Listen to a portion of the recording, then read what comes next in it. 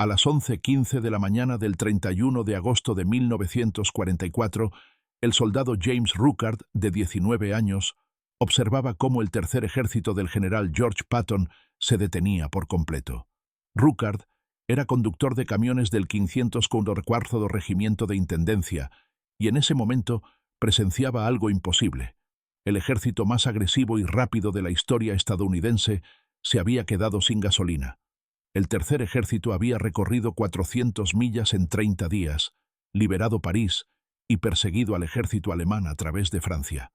Estaban a 30 millas de la frontera alemana, listos para atacar el corazón del Tercer Reich, pero los tanques de Patton estaban vacíos.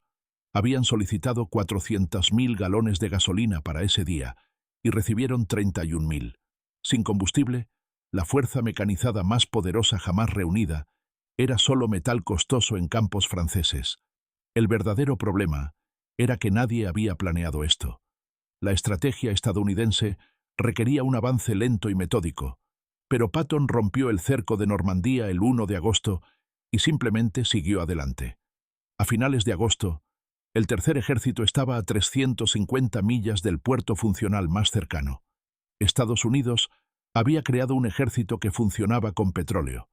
Una división acorazada necesitaba 73.167 galones de combustible para moverse 100 millas. Los ejércitos primero y tercero juntos consumían aproximadamente 800.000 galones por día. El combustible existía, apilado en tambores de 55 galones en las playas de Normandía, pero estaba a 200 millas de distancia. Mientras tanto, el ejército alemán movía suministros con caballos, cientos de miles de ellos. Cada división de infantería alemana en 1943 empleaba 2.652 caballos tirando de vagones y transportando suministros.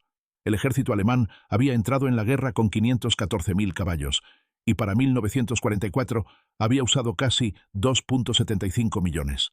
Más de 1 millón estaban en servicio en cualquier momento dado, más caballos que Napoleón había usado en 1812. Esto no era una elección. Alemania no tenía suficiente petróleo ni suficientes camiones. Un caballo podía tirar de un vagón unas 25 millas al día antes de necesitar descanso, mientras que un camión podía recorrer 300 millas en un día. Un caballo comía 12 libras de grano cada día, trabajara o no. Una división de infantería alemana de 1943 necesitaba 53 toneladas de forraje para caballos todos los días. Los planificadores alemanes habían calculado que las divisiones tiradas por caballos no podían operar a más de 25 millas de una estación ferroviaria antes de que los caballos gastaran más capacidad transportando su propia comida que suministros militares. El 21 de agosto de 1944, el coronel Loren Hayes recibió una misión imposible: mantener funcionando las líneas de suministro. El cuartel general de Eisenhower le dio a Hayes y al mayor Gordon Groll 36 horas para encontrar una solución. La solución que idearon fue simple, brutal y brillante: crear rutas dedicadas para camiones, prohibir todo otro tráfico, hacer funcionar los camiones en un circuito continuo, requisar cada camión disponible en el teatro europeo y formar compañías provisionales de camiones. Lo llamaron Red Ball Express, nombrado así por un viejo término ferroviario para trenes de carga prioritarios. El plan entró en vigor el 25 de agosto de 1944. Hayes necesitaba 23.000 conductores. La mayoría de las unidades se resistieron a entregar a sus hombres, pero él fue de cuartel en cuartel y les dijo que ahora eran conductores de camiones. El 75% de los conductores del Red Ball eran negros, no porque fueran mejores conductores, sino porque el ejército estadounidense en 1944 creía que los hombres negros no eran capaces de combate. Así que fueron asignados a unidades de servicio.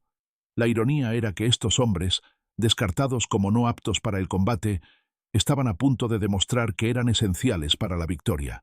James Ruckard era uno de ellos. Era de Cleveland, Ohio. Había sido reclutado en marzo de 1943 y aprendió a conducir un camión de 2,5 toneladas en un campamento de entrenamiento en Georgia. Para agosto, conducía para el Red Ball Express. El trabajo era aterrador. Las rutas estaban marcadas con señales que mostraban bolas rojas pintadas sobre fondos circulares. Todo el tráfico civil estaba prohibido. Los conductores llevaban rifles que rara vez tenían tiempo de usar. Conducían con parabrisas bajados porque un destello de vidrio podía atraer fuego de artillería. Conducían de noche con luces de apagón que les permitían ver tal vez 30 pies adelante. Conducían a través de la lluvia, el barro y la oscuridad. Conducían hasta que no podían mantenerse despiertos, y luego conducían un poco más, porque el frente necesitaba combustible y municiones. Ruckert vio camiones explotados por bombas alemanas, camiones volcados en curvas porque los conductores se quedaron dormidos, camiones averiados y empujados fuera del camino porque no había tiempo para repararlos. El convoy seguía moviéndose. Los peligros eran constantes. Aviones alemanes, rezagados alemanes aislados, los propios caminos franceses. Los accidentes eran inevitables, pero los convoyes seguían moviéndose porque por cada camión que se averiaba, había 5 más detrás transportando el combustible y las municiones que el frente necesitaba. En operación máxima, casi 6.000 camiones estaban en la carretera simultáneamente. La red total cubría más de 350 millas en un sentido, 700 millas de ida y vuelta para algunos conductores. El viaje de ida y vuelta tomaba 54 horas si no te detenías excepto para combustible. Ruckert había estado haciendo ese recorrido cada 3 días durante 2 semanas. Estaba exhausto. Todos los conductores lo estaban, promediando 4 horas de sueño por noche. Las operaciones de carga en las playas de Normandía funcionaban las 24 horas del día. Los camiones debían mantener intervalos de 60 yardas y conducir a 25 millas por hora, pero en realidad los conductores quitaban los limitadores de los motores y conducían a velocidades superiores a 60 millas por hora.